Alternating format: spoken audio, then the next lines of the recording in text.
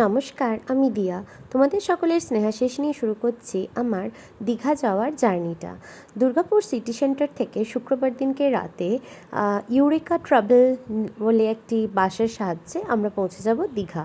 তো আমরা বাড়ি থেকে বেরিয়ে টোটোর সাহায্যে চলে এসেছি দুর্গাপুর বাস স্ট্যান্ডে, সিটি সেন্টার বাস স্ট্যান্ডে। তো এখানে বেশ কিছুক্ষণ ওয়েট করছি, আর বেশ বৃষ্টি পড়ছে দেখতেই পারছো। আর রাত্রির এখন বাজছে 9টা, আমাদের বাস আসবে 9:15। এই তো 9:15 বেজে গেছে, বাসও এসে গেছে। বাসটি ছিল এসি বাস। আমি এর আগে এসি বাসে করে অনেক জার্নি করেছি এবং তোমাদের সাথে সে সমস্ত ভিডিও শেয়ারও করেছি। তো এই তো বাসে উঠে পড়েছি, এবং আমি আগে যে সমস্ত বাসে জার্নি করেছি সেখানের এক্সপিরিয়েন্স আমার খুবই ভালো ছিল। তো আমি সেগুলোর সাথে কম্পেয়ার করছি না, এটারও খারাপ নয়, তবে এটা আরেকটু বেটার হতেই পারতো। বাসে বসে বসেই উপর থেকে দেখতে পাচ্ছি বেশ কিছু বাস বেরিয়ে যাচ্ছে। এবার আমাদেরও বাসটা ছেড়ে দিল, এবং বাসটা যথেষ্ট সঠিক টাইমেই দুর্গাপুর সিটি সেন্টার থেকে ছেড়েছিল। তো জার্নি করতে করতে পৌঁছে গেলাম একটা জায়গায়। জায়গাটা ছিল রামসাগর। এখানে খাবার জন্য দাঁড়িয়েছিল, তবে আমরা এখানে খাইনি, বাড়ি থেকে খেয়েই বেরিয়েছিলাম। আর এই তো সারা রাত জার্নি করে একদম ভোরবেলা 4:30 থেকে 5টার মধ্যে আমরা ঢুকে গেছিলাম দীঘা। তো প্রথমে নেবেই ছিলাম একদম সমুদ্রের পাড়েই, আমাদের একটা জায়গায় দাঁড় করিয়েছিল, সেখানেই আমরা নেবেছিলাম। আর দেখতেই পেলে আমরা সমুদ্রটাকে ফার্স্ট দেখে নিলাম।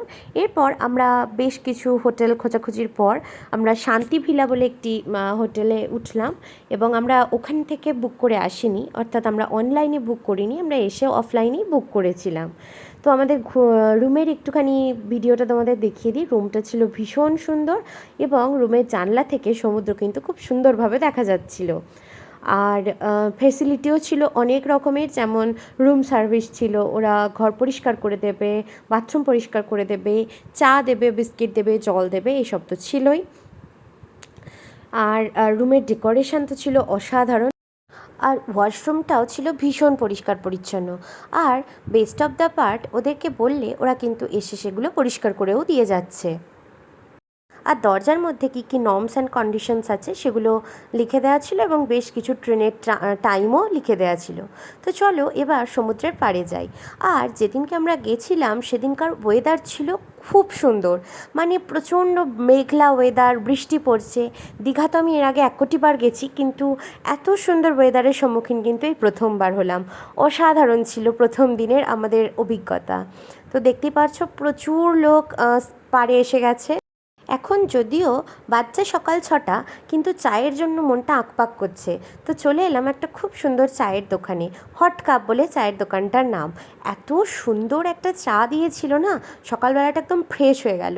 এবার বেশ কিছুক্ষণ ধরে আমার সমুদ্রটাতে পাটা ছোঁয়ানোর ইচ্ছা হচ্ছিল। চলো, সেই ইচ্ছাই বা কেন বাকি থাকে। পায়ে এসে জলটা ঠেকছে, আর ঠান্ডা ওয়েদার, জলটাতে যেন গাটা একদম শিউরে উঠল। আর এত আনন্দ হচ্ছিল, আমি না অনেক দিন কোথাও বেরোইনি, মানে বেড়াতে যাব বলে তো কোথাও বেরোইনি। এমনিতে প্রচণ্ড জার্নি মানে আমার হয়, যেমন ধরো আমি দুর্গাপুর থেকে প্রায় বাড়ি যাই, বা ভুবনেশ্বর থেকেও আমি প্রায় যাতায়াত করতাম, কিন্তু এরকম বেড়াতে যাব বলে কোথাও বেরোইনি। তো প্রায় মানে মনে হচ্ছে যেন 100 বছর পর বেরোলাম, এরকম একটা মানে আমার মনে হচ্ছিল। আর দেখতেই পাচ্ছ সিনারি এত সুন্দর, এ তো মন ভালো হবেই যে কোনো কারোরই।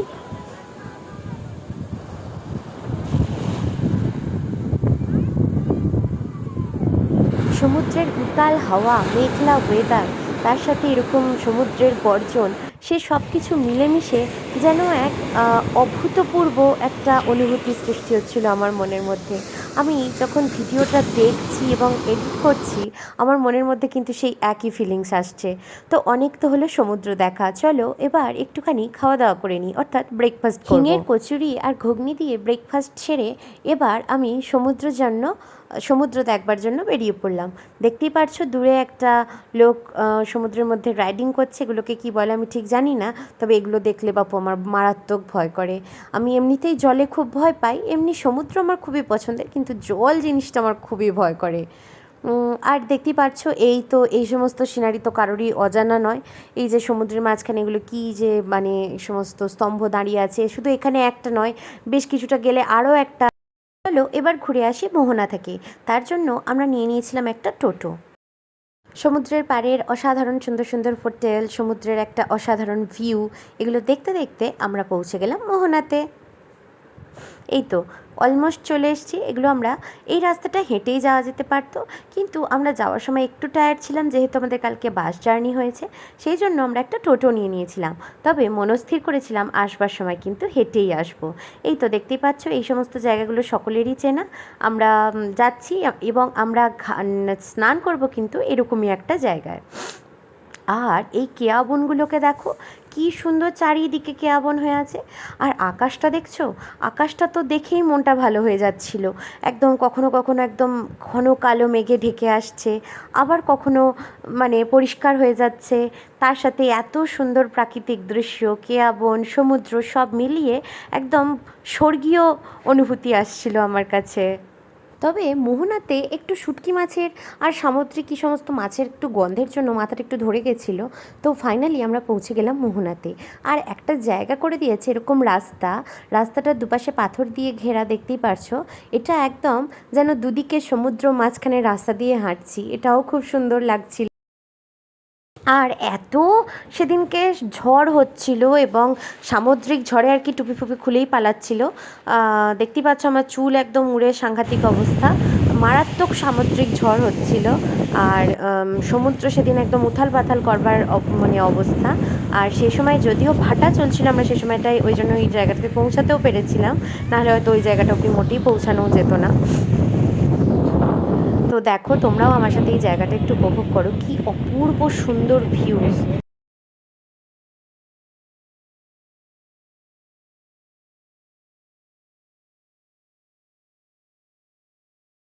হলো অনেক তো সমুদ্র দেখা হলো, এবার নাক চেপে চলে যাই মাছের বাজারে।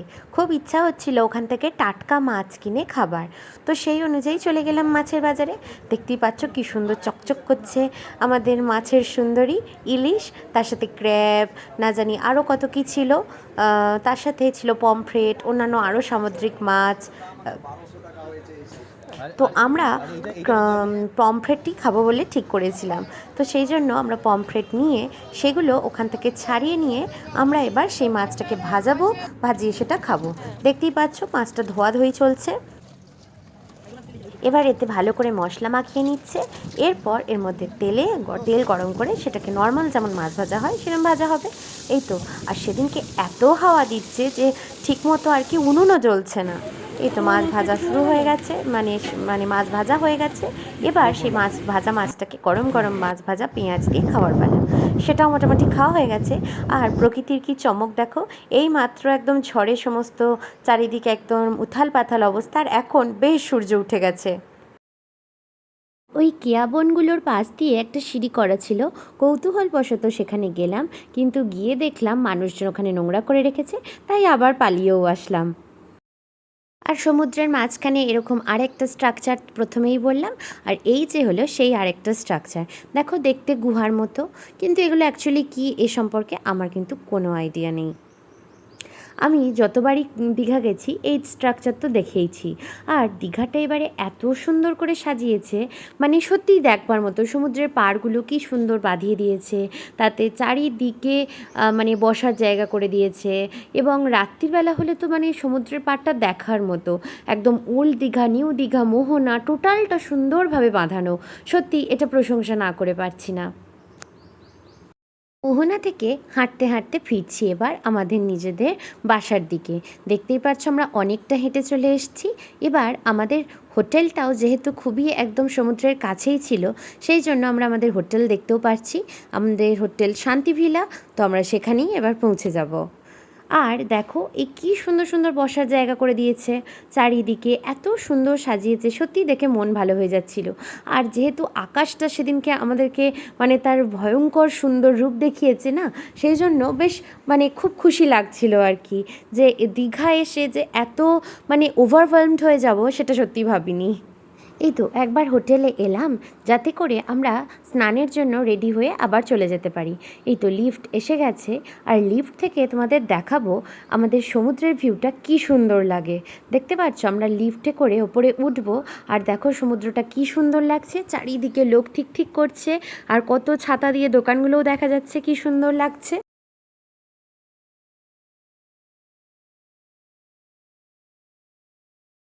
স্নানের জন্য রেডি হয়ে বেরিয়ে পড়েছি। আর দেখো কীরকম বৃষ্টি পড়ছে। এই বৃষ্টির মধ্যেও নিয়ে নিয়েছি একটা ডাব। তারপরে ভালো করে স্নান সেরে চলে এসেছি একটা হোটেলে খেতে। হোটেলটা ছিল সাগর রেস্টুরেন্ট। তো আমরা এখানে খেতে চলে এসেছি। সুন্দরভাবে একদম দারুণভাবে মনোমুগ্ধকর খাবার খেয়েছি।